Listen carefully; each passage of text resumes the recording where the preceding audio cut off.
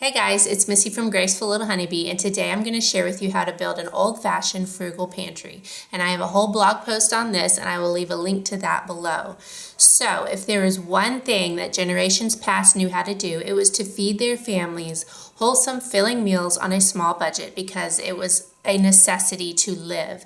And I believe we are truly blessed to live in the modern culture that we do with all the abundance that we have.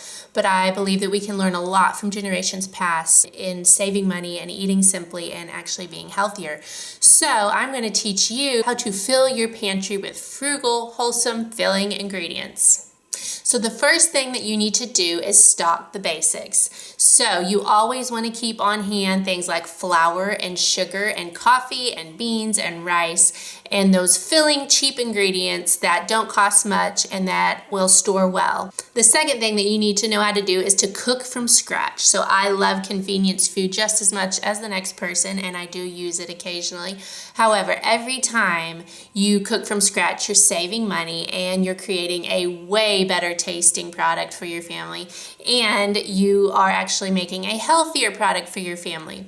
So if you need a little help in this area, click on over to my website. I have a ton of recipes that will save you money. I've got things like how to make your own homemade taco seasoning, homemade strawberry jam, homemade tomato sauce, homemade bread, all kinds of stuff. So go ahead and click on over to my website, and hopefully that will help you out. So the next thing that you need to do to create an old-fashioned frugal pantry is to grow your own food. So we actually grow a large garden. We have acreage and we live in the country, and I realize it's easy for us to grow our own food, but I truly believe that anyone can grow something.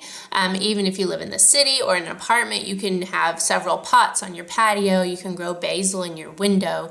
But growing your own food goes a long way in saving you money and being able to feed your family healthy, nutritious vegetables that are in season, and you know what's going into them.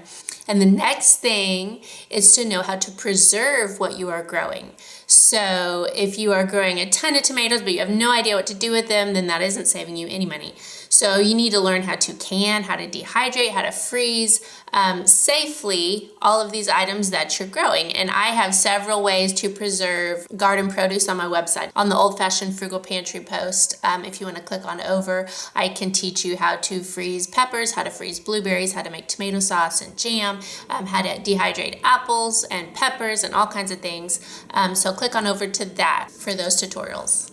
And the last main thing that you need to do to build an old-fashioned frugal pantry is to buy in bulk. So the smaller package that you buy, the more you're paying per ounce or per unit of that item. So when you can purchase like a large bag of oats versus the small individual packs of oats, you're going to save a ton of money. But you want to make sure that you have a way to store the bulk food, and you also want to make sure that it's actually something that your family will eat in bulk before it goes bad. Otherwise, you will not be saving money. So those are the quick tips that I had for you today. I hope you enjoyed them, and I would love to hear your opinion on this subject. Tell me what tips you would add. Don't forget to click on over to my website, hit that subscribe button, hit that like button, and I will see you guys next time. Bye.